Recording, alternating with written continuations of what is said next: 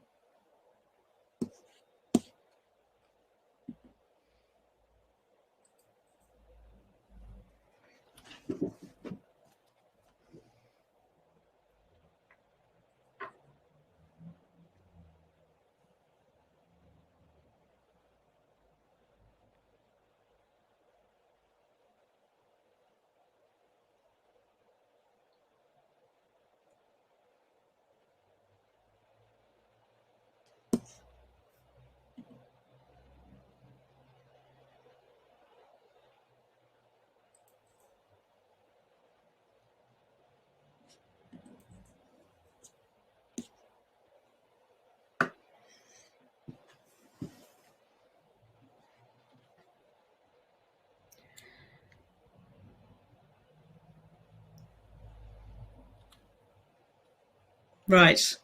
Hello. I'd like to welcome you to this webinar from the Data Protection Network. It's sponsored by our friends at Digital Power, and it's entitled The Cookie Boot Camp, Are You Match Fit? Thank you all for joining us. We're delighted to have you with us for what promises to be an interesting and insightful hour. You may ask questions to the panel as we go using the chat button on your screen.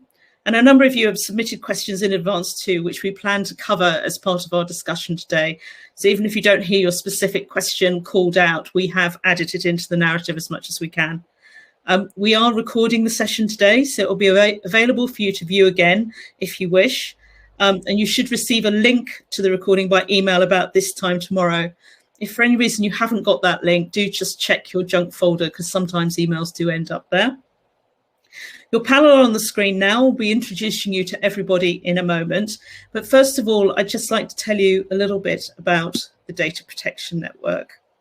Founded in 2014, we're a thought leadership network and data protection consultancy, helping clients both large and small with data and privacy matters. We pride ourselves on providing down-to-earth and no-nonsense advice. We publish a wide range of useful articles, guides and opinion pieces alongside our upcoming events on our website, which is dpnetwork.org.uk. And I encourage you to go and take a look at some of the content we've got there. We also provide training workshops for your teams who handle personal data. And these are always practical and engaging sessions, and we use relevant examples wherever we can to bring it to life, which really improves the learning experience. And of course, we also run a range of events like this one today. And coming up very soon in June, we'll have a new webinar about retention. I think that's on the 15th of June. So I'd like to thank our sponsors today, Digital Power, for this kind support. And also I now would like to pass over to Robert, who will give you a little bit of information about our sponsor. Thank you, Julia. And if I could have the next slide. Digital Power are a team of experts that help organizations work effectively with data. They provide the analytics and the technical tools to assist you with your cookie scanning services, particularly for DPOs, the technical side of helping you to understand what cookie technology you're using when you are carrying out audits and assessments. I'm going to ask Koen in a few minutes, along with the other speakers, to introduce themselves. But on that basis, let's move to the next slide and look at the panel for today. So I'm going to be the question master.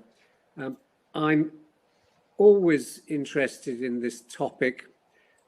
I've been dealing with the cookies law, as we might call it, for many years.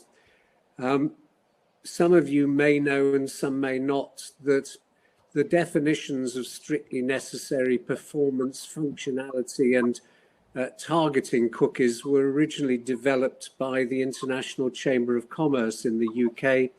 And I had the pleasure to be the chairman of the working group that developed those definitions. It so happened that the policy advisor in the ICC that drafted those definitions was my son, so he takes more credit for this than me. So data protection and technology are my thing, and I also chair the advisory board for the DPN. So that's me. I'll hand over to Julia to say a few words, please. Thanks, Robert. So I'm Julia Porter. I'm a partner with the Data Protection Network Associates and have wide privacy experience and actually a particular interest in ad tech and cookies, given my previous history in the advertising industry as well as a marketing director. So I was previously the chair of the DMA, the Data and Marketing Association, a marketing director at Guardian News and Media, and also the CMO at ITV.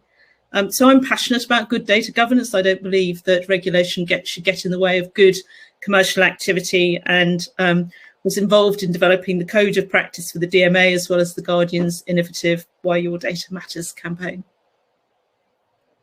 And Fidelma, please introduce yourself.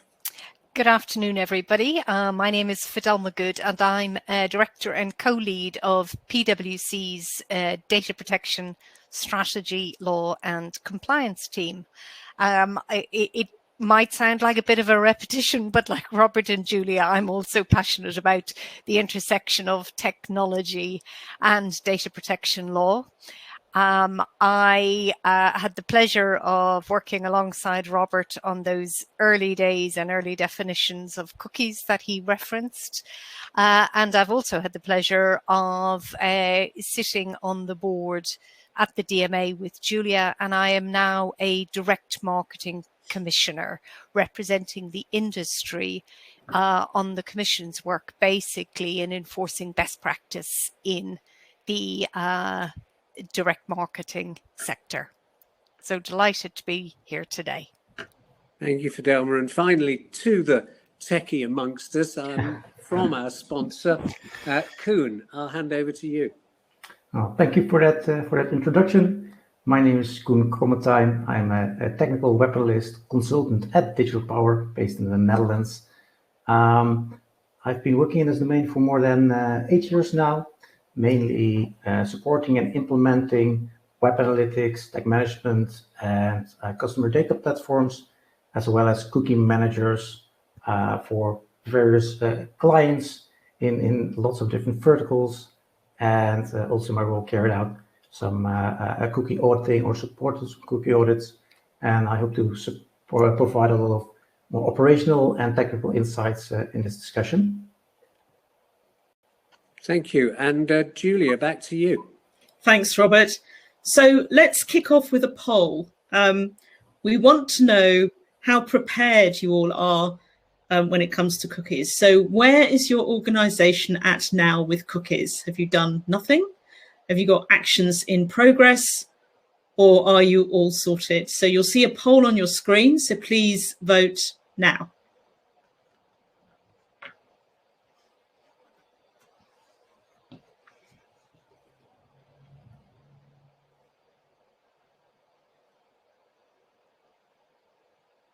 Brilliant. Okay. So I think we're hovering. Most of us are work in progress, which I think is fair enough. And those brave people who said they've done nothing, there's 6%, and then 24% all sorted now. So that's very good news. So Simon, if we just go back to the slides then, and I'll give you a little bit of context and background to the discussion today. So first of all, when we say cookies, what we actually mean is cookies and other technologies. And I think Fidelma in particular will correct me every time I just say cookies. So the context here is that in 2019, the ICO confirmed that GDPR level consent was required for the placing of cookies and other technologies. That's really important, actually, because what it effectively meant was that for many organizations, their cookie notices became non-compliant virtually overnight. The second thing that happened in 2019 is the ICO launched their investigation into ad tech and real-time bidding. And they were particularly focused on the large quantities of data that were moving around the ad tech environment without necessarily understanding where that data was going to go.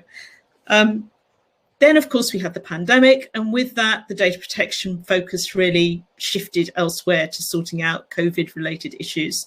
So the ICO paused the ad tech investigations. However, now that the world is starting to get back to normal again, we're starting to see a little bit of movement. So firstly, a few developments. The French CNIL fined Google and Amazon 135 million euros for failing to obtain consent. So that's a pretty staggering fine. The ICO have restarted their investigations into ad tech. They haven't said exactly what they're going to do, but they've sort of floated the idea of investigations. And the Spanish DPA fined Iberia for failing to allow for the option to reject cookies. So there's definitely a little bit of activity going on now.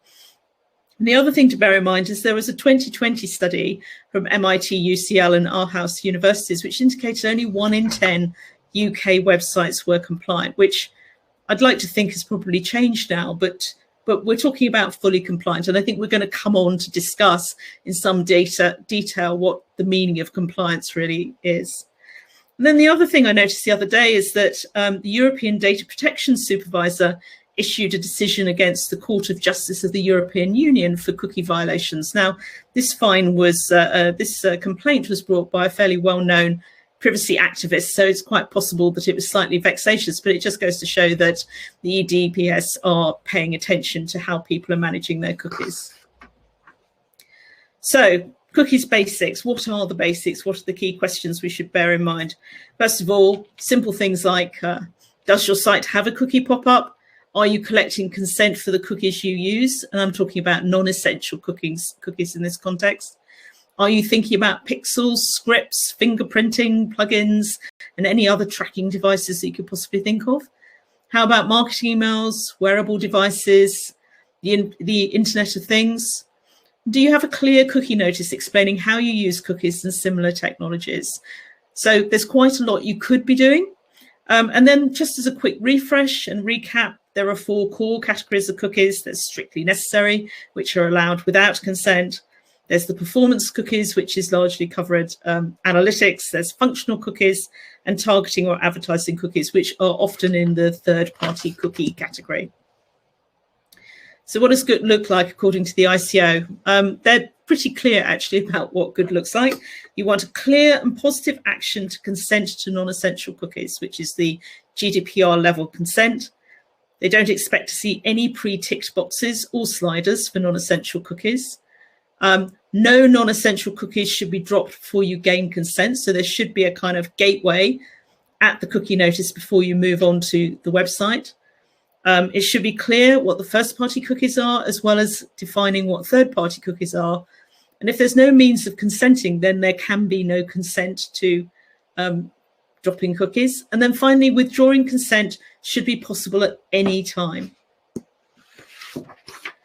So strictly necessary, what does that mean? And we will get on to discussing this a bit later, because in the UK, strictly necessary is very strictly interpreted. So consent is not required for cookies that are strictly necessary. And as the ICO have defined it, it's cookies that are essential to the service. Now, rather controversially, they've deemed that analytics cookies are non-essential. And interestingly, in France and in Holland, their DPAs do not take such a strict interpretation on analytics and actually expect some analytics to be strictly necessary. The other interesting point is that the latest EPrivacy draft does take a more benign view towards analytics cookies. So where's the harm? Lots of people ask, where's the harm?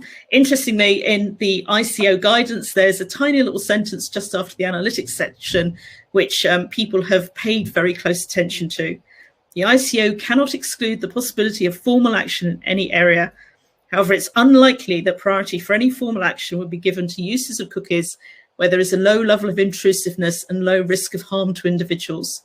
And I know we've had a couple of questions about this already, but this is a really interesting get out of jail card. And then where does the ad tech review fit in? So in 2019, ICO review started into ad tech and real-time bidding. And real-time bidding is an auction element of programmatic advertising. It's effectively an open auction where you're sharing a huge amount of data from publishers to potential marketers, and marketers then decide who they're going to bid against. There was some concern about how ad tech affects the rights and freedoms of individuals because it's a fairly opaque process. It's not easy to see where your data's gone. And I think it's fair to say if there's more cookies and there's more technology, there is a greater risk of complaints. And there's been a number of organisations who have complained quite vociferously about the setting of these cookies. So the focus has been on the compliant use of third-party cookies. And as I said before, this investigation was paused in 2020.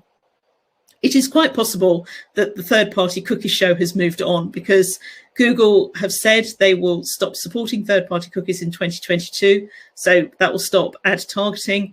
And given that Google represents 65% of all browsers, that effectively stops the show.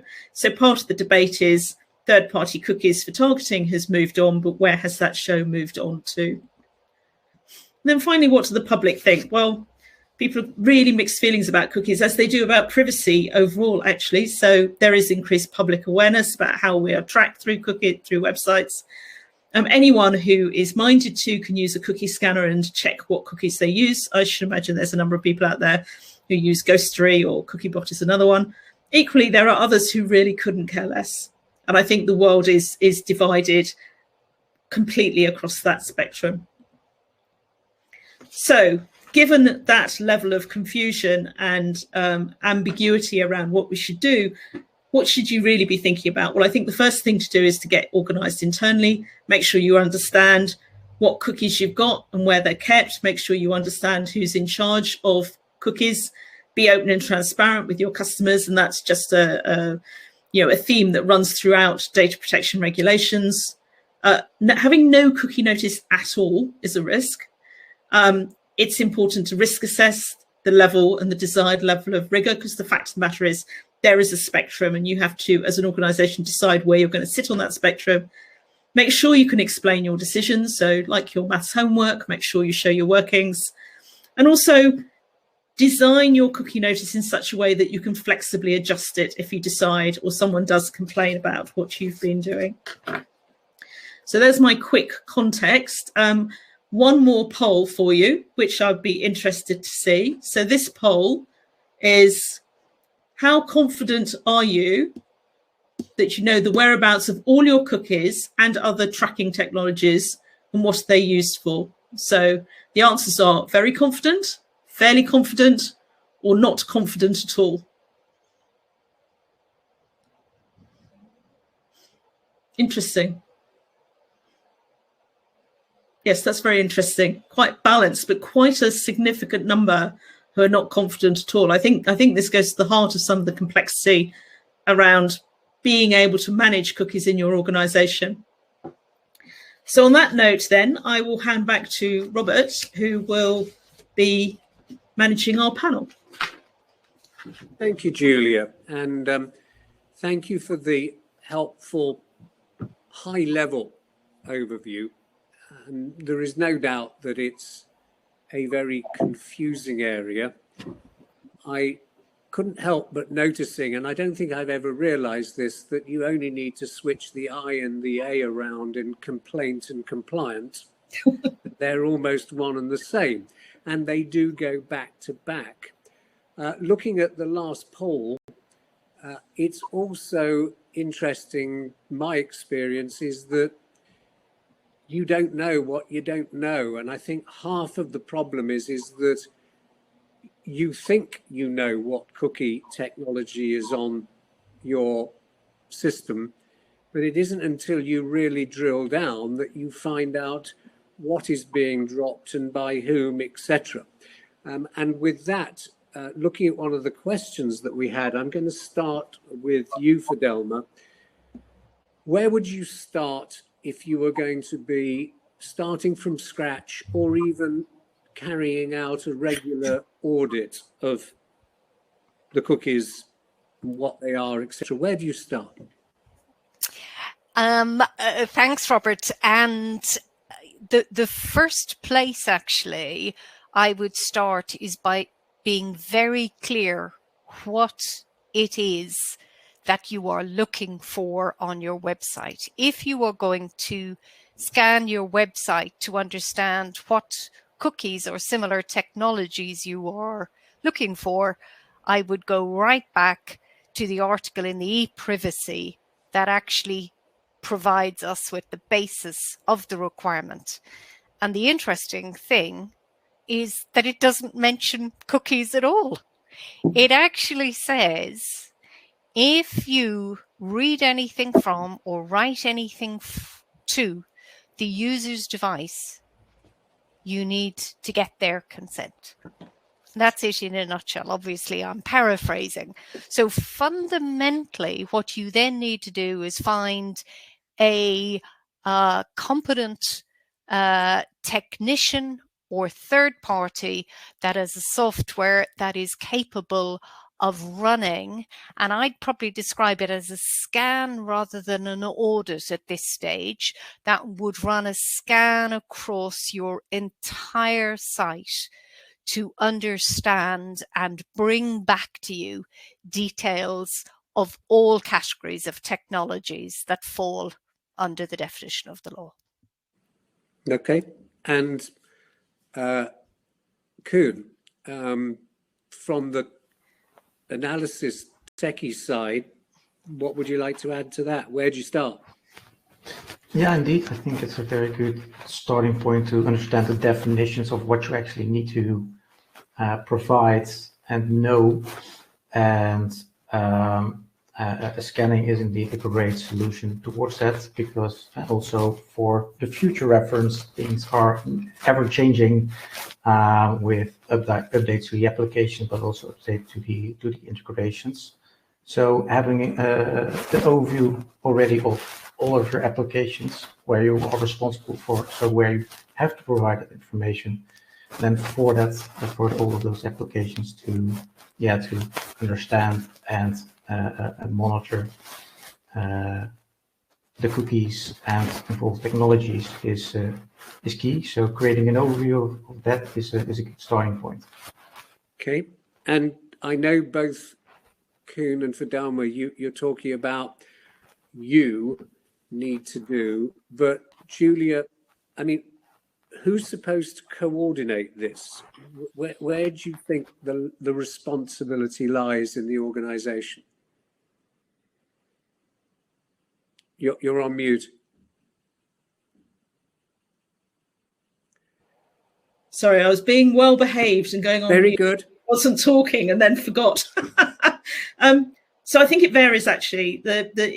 You want to find someone who cares about it, I think, is the most important thing, because frankly, lots of people don't care at all. So it could be someone in your technology team, it could be someone in the compliance team or the risk team, it could actually be someone in your marketing department, or it could be a group of people. If you have a governance board in your organization, you may decide to coordinate cookie activity through that governance board. But the fact is, you've got to find somebody and nominate them as the coordinator of that activity.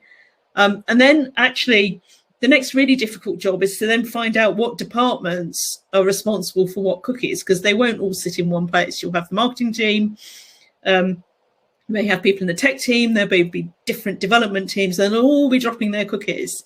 My experience at The Guardian actually is that everyone was lobbing cookies onto the website. It was only when we did an audit or a check, we had something like 200. We thought, right, we've got to clear a load out because we don't need them. So I think there's a kind of checking what they are, understanding what they are, defining what they are in English, and then keeping track and making sure that you don't keep any cookies that you don't need.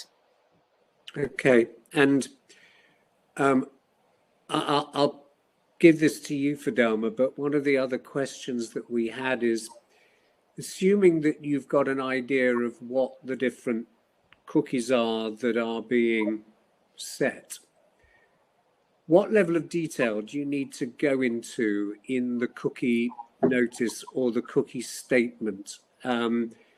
Is this a layered approach that we should be looking at? How do you make it plain and transparent and not overcomplicated, or is it impossible?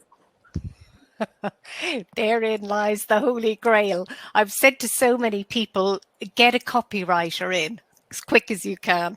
But in terms of the requirements of the law, you need to describe the purpose of the cookies. If it's a persistent cookie rather than a session cookie that will disappear once you've exited the browser, you need to tell the individual how long the cookie will remain on their device, and you need to make it clear whether or not any third parties will have subsequent access to the cookie. Okay. So, and again, it needs to have a categorization. So Julia ran through the four typical categorizations that we have based on the ICC definitions. But Julia, there's sites that I see that start at one end with by using this website, you consent to all cookies, full stop. And then others where not only do you get the definitions of strictly necessary and functional and so on, but then you get several pages with all of the descriptions of the bots and the cookies and what they do. Is that overkill? No, not necessarily. No, I mean, I think if you're with a media owner, for instance, then you've effectively got to have that level of granularity. I think taking a proportionate view about what cookies you have and who your audience is important. So, I worked at The Guardian. We sell advertising, so actually we spent a lot of time providing an awful lot of detail. But I think your point about layering is important in that, if you have your top level summary, basic, clear, easy to understand categorizations of what these cookies are. And then if you want more information, very easy, accessible, other information if they need it, that has to be the way to go. There's an inherent tension here between guidance and between how much information you could provide, because actually being open and transparent and easy to understand doesn't fit with the level of detail you'd have to provide if you did it all in one big hit. So I think breaking it up and then layering it up is the way to go. Okay, and I'm going to come to you in a minute, Koen, on this, but Fidelma, you talked about persistent cookies and session cookies. How do you unravel the periods for which these technologies are being set? And where does that dovetail into what you do about data retention periods, and how do you control that? So first up, I think, as Julia was talking about earlier on, about gathering those that are responsible for the cookies and taking a good hard look at what you are using right now and do you really need it going forward. Alongside that, when you've cleared out the shelves and you've got a nice tidy cupboard, one of the things is looking at what is a realistic and proportionate time frame for those cookies to remain in place. And, we have seen some horrendously long lifespans, one cookie of 789 years of duration. Now, I know longevity is with us, but I think that's probably a bit long. So I think one of the principles for cookie governance is deciding within your organization what is realistic and what will be the maximum duration that you will set a cookie for. And the Information Commissioner has given an indication around some of those durations, and they may differ by the purpose of the cookie, but 6 months in some cases, a year, probably max up to 2 years is where they seem to be going. So it's about being pragmatic and realistic in the duration. Okay. In terms of, sorry, I was just going to touch on the data retention period. That's a sort of a different area. So what we're talking about in the cookie duration is about how long the code will reside on the individual's device. Your data retention comes into play if you subsequently take data derived from cookies back to your servers. And that then is where hopefully your existing data retention schedule and detail will include provision for the appropriate handling of that data, again, depending on purpose and all the normal sort of assessments you would carry out. Okay, thank you. And assuming, Koen, that you've done as Fidelma suggested and carried out a scan to see what you've got, given that this seems to change immediately you've finished the scan, there'll be something else happening. How does how can technology best be used to ensure that you are continually compliant? Because it doesn't seem to me to be a one-off activity. No, generally not, or certainly not. So generally you incorporate it somehow into your processes, having a team responsible for keeping it updated, having processes in place and responsibilities in place to do so. So maybe a weekly or monthly recurring process for either scanning, or either using tools or services, or either manually to making sure that list is updated, along with processes in place that if, for instance, developers are working on feature updates or new applications, that they take this consideration into mind, that they need to list the cookies that they use, or they set also integrations that are being done through tech management, integrating these marketing systems in the process of implementing those or acquiring new channels, that you also take the cookies and these identifiers into place, that upfront when you are connecting, embedding something new into your website, into your applications, that you already do it there. Okay. Anything that you want to add to that, Julia? No, not really. I mean, I think you've covered it pretty thoroughly. Okay. So we had several similar questions in, and it's about what is the legal right that you rely upon for setting cookies.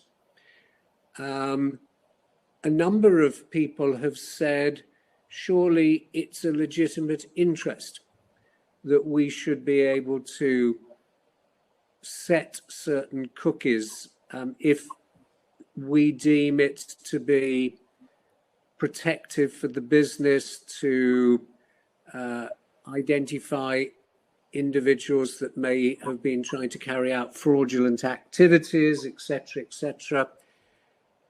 Is legitimate interest, Fidelma, anything to do with cookie consent? No. But what I would suggest that those listening might find useful to read is the opinion that the EDPB, the European Data Protection Board, issued on the overlap between the EPrivacy Directive and GDPR, because it sets this issue out very, very clearly. And the issue we have is that it is the EPrivacy Directive that mandates that consent is required for cookies, as long as those cookies are not essential for the function that they are using your website for. So you must get consent for all non-essential cookies. That applies whether or not the cookie is gathering any personal data. So it's completely, if you like, agnostic to personal data. But the definition of consent actually comes from the GDPR. So you have to get the level of consent as defined by GDPR for cookies, whether or not they have personal data or not. Okay, so let me just follow on from that with Julia.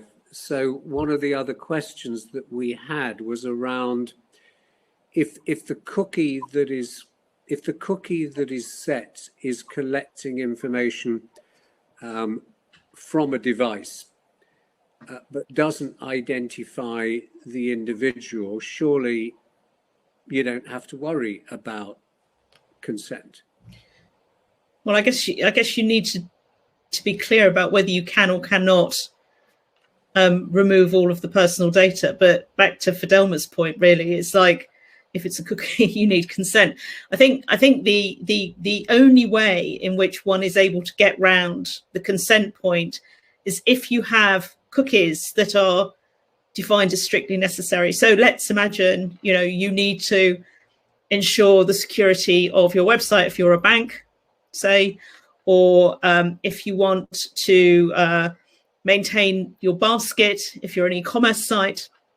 There may be all sorts of examples like that, which actually makes sure that the site works effectively, and you can then potentially define those as strictly necessary. But you have to go through each one of those cookies and decide whether you think they are actually strictly necessary. And I think you've got to take a fairly robust view and debate internally about it, because you don't want to just chuck any old cookies into the strictly necessary basket. Okay. And Robert, please, I was just going to jump in there. One of the things that I hear quite frequently is, oh, well, that's great, because then I can get my counts from that cookie. No, sadly not. Your cookie must fulfill a singular purpose. And so hiding something in amongst, a strictly necessary cookie isn't going to wash. Okay, so we've talked about scanning to see what cookie technology is being used, and we've talked about the different ways you can present your cookie notice so that it's as full as it needs to be, but without being overpowering. What do you do, Julia, in an organization where you've set your policy, so to speak? How do you get buy-in from the business across all its sectors? Is this a big training exercise? Is it, how do you deal with that? Because you only need somebody in a department to say, this looks a really useful tool, let's download it, click here to accept. And for all you know, compliance, legal have just been bypassed, and yet more stuff has come onto the site. I think it's a problem in many organizations, because the short answer is you can't just stop it. And you can't impose rules either. I've done some training with organizations where the legal team literally shouting at the rest of the organization to not do things. And the rest of the organization have got many other things to worry about, so they're not necessarily paying attention to what legal are telling them. So I think it's a combination of things. So first of all, is really thinking about privacy by design and ensuring that the organization understands the benefits to them of being open and transparent and accountable. And I think it's a cultural piece, actually, is across the organization explain that. Training is critical. And actually, if you're able to train people in a way that makes sense to them, in a language that they understand, that helps. And then there probably are rules within the tech team which stops you downloading some of this stuff. I mean, there are Kun will be able to tell us more than I can, but there are ways of stopping people downloading stuff if you really want to lock down your devices. Now, of course, in a working from home environment, you're not necessarily working on a company device anymore, so that might make life a little bit harder. But I think in the end, it's a combination of things, and it's a cultural exercise around making sure the leadership in the organization understands how important it is, and then getting people to sign up for it rather than cracking the whip. There's quite a lot of carrot needed as well as stick. Well then, Kun, just give us your thoughts from a solution provider as to what else could be done to prevent unwanted cookies being dropped. Yeah, well, yeah, for sure. I think culture simply is very important. So culture should be ingrained, that you take care with what you deploy on your website, and who can and manages, for instance, your tag manager, especially if that's managed. It simply checks, are those processes actually being followed? So yeah, I think again it boils down to monitoring processes to enforce that. But it just makes sense that if you onboard like make an integration with double-click floodlights or with Facebook, whatever, that upfront, yeah, you do. How does this integration take place? Why are you using it? How are you using it? And then cookies and privacy are just part of that onboarding of such a technology. So just changing tack here for a moment, looking at, again, some of the feedback from the polls, with some, I think it was 6% at 1.7% of companies saying we've done nothing. And Julia, you quoted 1 in 10 UK companies are compliant, so 90% are not. Are we at a point where it is so complicated, businesses are going, the regulators are going to go after the big people, they're not going to come after me, I have got other things to be doing, I don't care? Or is that just, madness? What do you think, Julia? So I think lots of people make decisions about how compliant they're going to be with their cookies. I don't think there are many who actively decide to do nothing. Interestingly, had a couple of examples. I did an e-commerce training workshop the other day. So it was a person who was teaching everyone how to use Shopify, and he said, in this training program, I don't bother with cookie notices. They're not going to come after me. So that's a small businessman. So I think lots of small businesses are just thinking, frankly, life's too short, I'm not going to bother.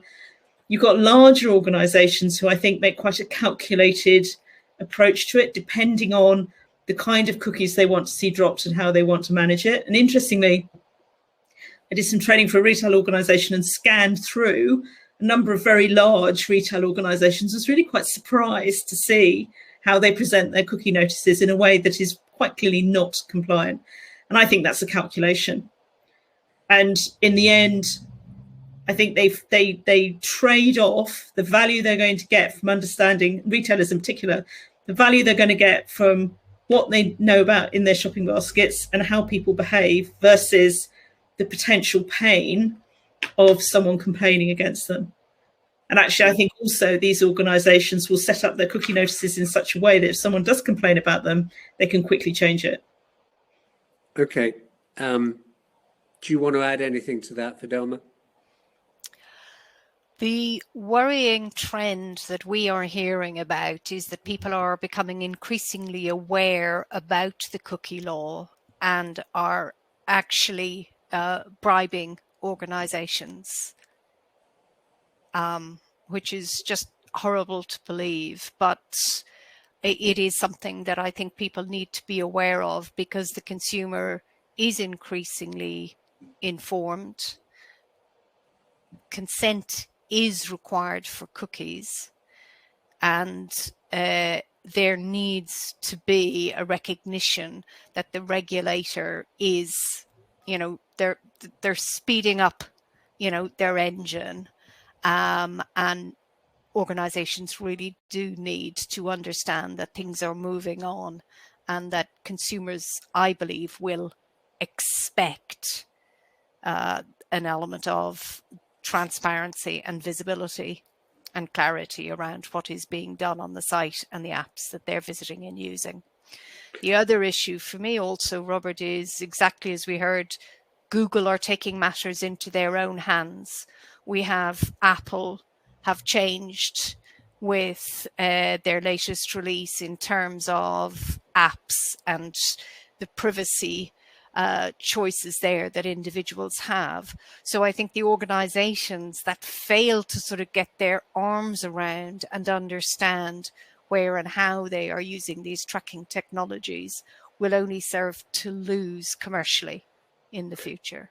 So I just, you sort of have gone into the next question I wanted to ask to you first, Fidelma, anyway. No, it's we've been talking about cookies, but I wanted to just remind everybody, we've got the first party cookies, which are those of the business, and then the third party cookies, which are those of third parties, where the business allows them willingly or not to be dropped onto the site, whether it's through social media links or whether it's through allowing the Google Analytics of this world and so on. And you're saying that the third party cookie world is changing from the top now.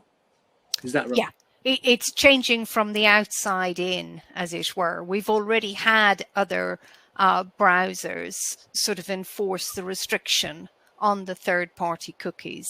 And if the Google change goes ahead, then they are changing the agenda, as it were. So it really is in everybody's interest to understand the extent to which they have a dependency on third-party cookies. And Julia, when you look at the toings and froings with the draft EPrivacy regulation, and you look at the different stance that you highlighted between what, say, the CNIL feels is an essential or not cookie, is the law once again the ass here?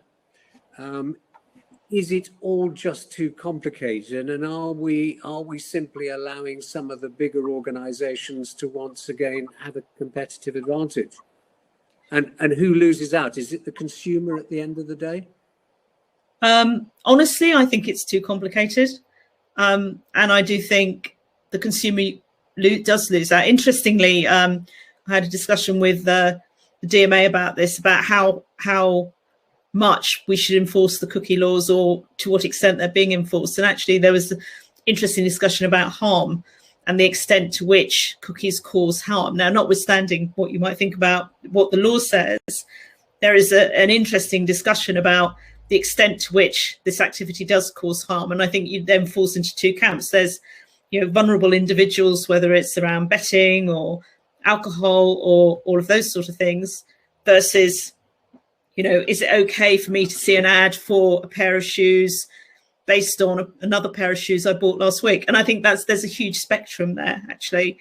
And yeah, I think the law is a bit of an arse, because it's excessively complicated in so many areas, and most people find it extremely difficult to navigate their way through it, and probably have seconds to decide whether they do want to accept it or not. And actually, by definition, most of the stuff that we present doesn't take seconds to process.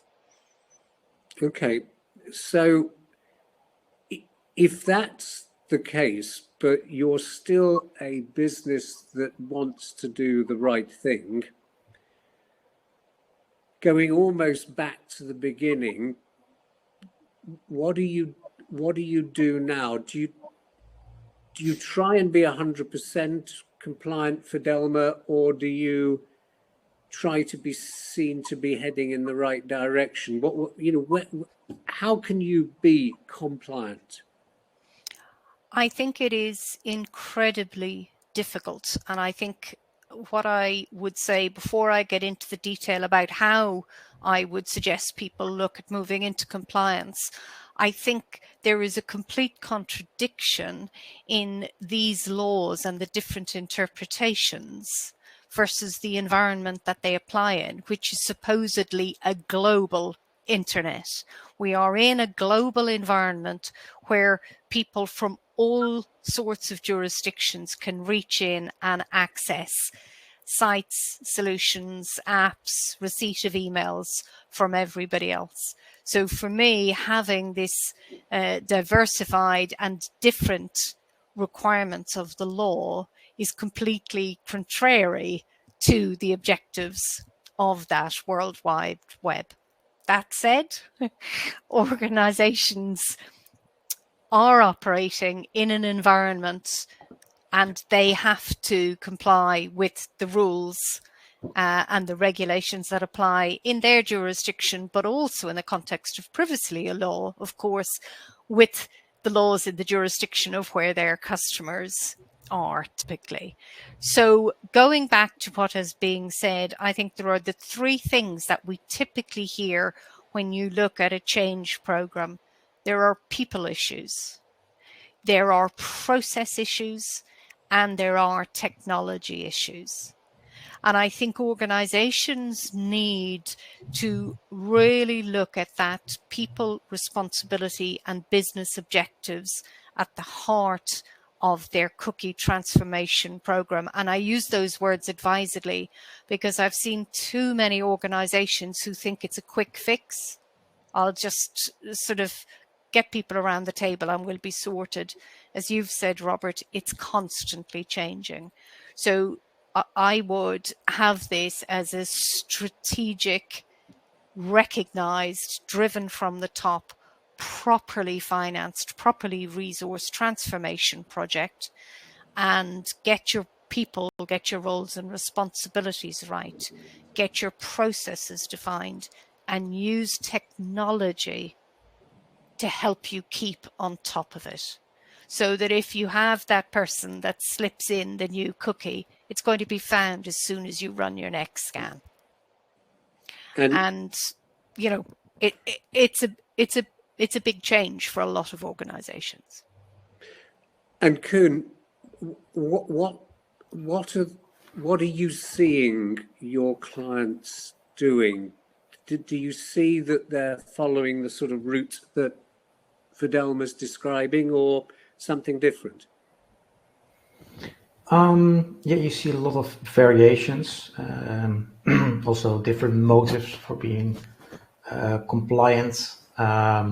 Some companies are traditionally want to be the best boy in class to ensure that they are like compliance. To me, it's also some kind of a spectrum where you can be on the sides, and actually where you want to be more of a legal choice, and also should be a choice based on your customers and future customers' interests, to put that to put those first.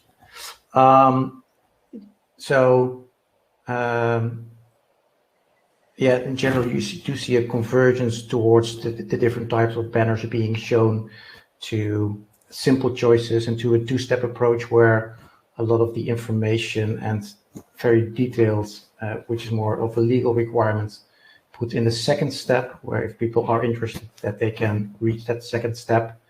But yeah, it's always an interpretation, is that correct or not? But that's at least what we see here mostly in the Netherlands and surrounding. And then if I know we're talking about cookies and not GDPR, etc., and not necessarily personal data, but I think you used the phrase privacy by design at some point, Julia. Do you think it's appropriate as part of your cookie practices to be using the same sort of approach for data protection impact assessments or privacy by design analysis as a defensive tool in case things go wrong? You can show that you were trying to do the right thing. Do you think that makes sense? Definitely. In fact, if you look at the ad tech real-time bidding investigation of the ICO, they explicitly say that they don't expect ad tech providers to rely on contracts, that they do expect organizations to assess what data is being collected, because the amount of data that's being collected is insane. It's huge. And they also expect ad tech providers to use data protection impact assessments. So very, very definitely. But the other good thing about doing all of those things is that an organization is forced to consider what data they're using and what they're using it for and what kind of return they get. So as a marketer, the thing I find staggering is you have this sort of huge bucket of data, but you know, we've got to sort of rediscover that skill around deciding what the key variables are that are actually going to make that sale, because that culture of I'm just going to collect everything has passed. We've got to be selective now about which pieces of information we need in order to run the business effectively. So I would say to any organization, whatever cookie policy you decide to adopt, whatever notice you decide to have, you should do data protection impact assessment, so that if someone does come calling or complains, you can go, well, we did look at it and we did assess it, and this is how we balanced it all out.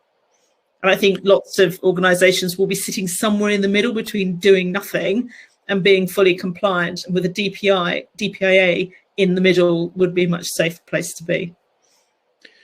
So I'm just looking at some of the other questions that have been coming in.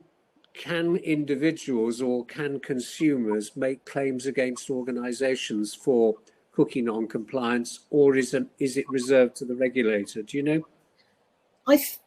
So I don't know for sure, but I think they have to complain to the regulator and the regulator will investigate. Now, you may have class actions via law firms, but I think as an individual, you're probably not going to get very far.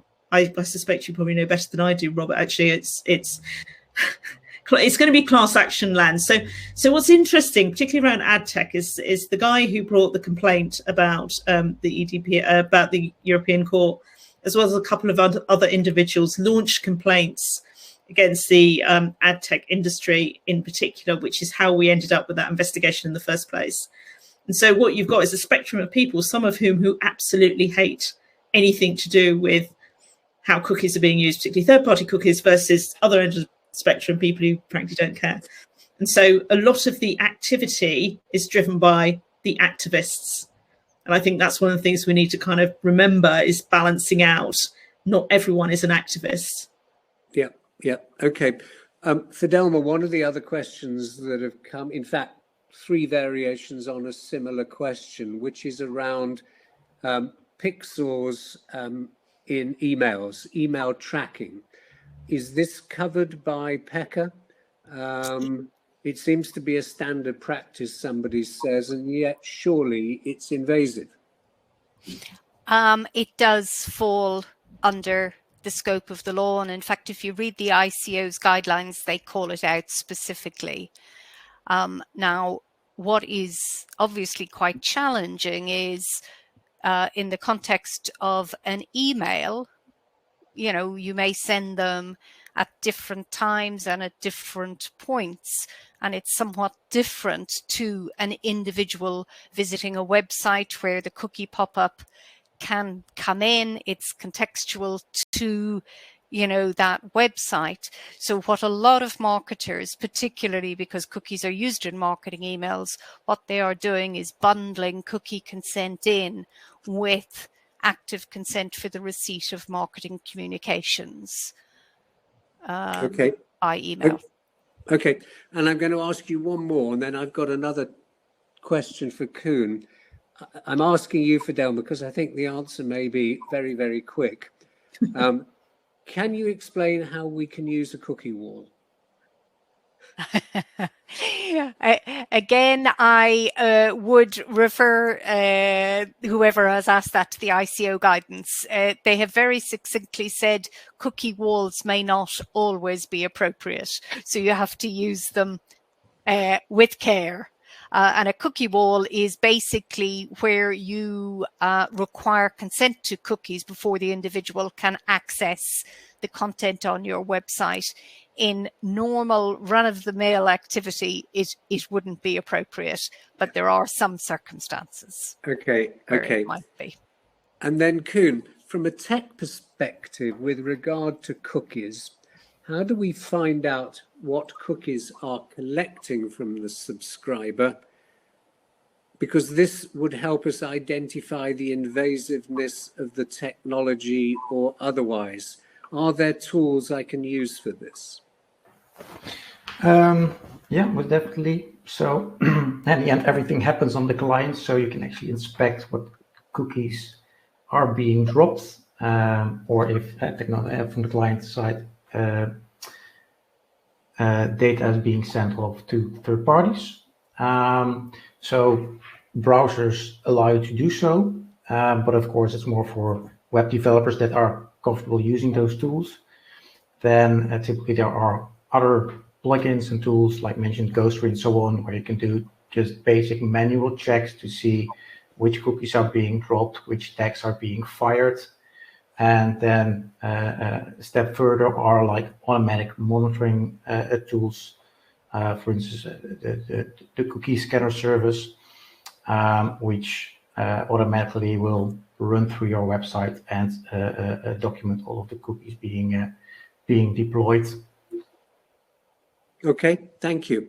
And we've just gone past the hour, so I'm just going to try and close this and get some final comments from the three panelists. But from me, thank you to the panelists. It's been really, really useful.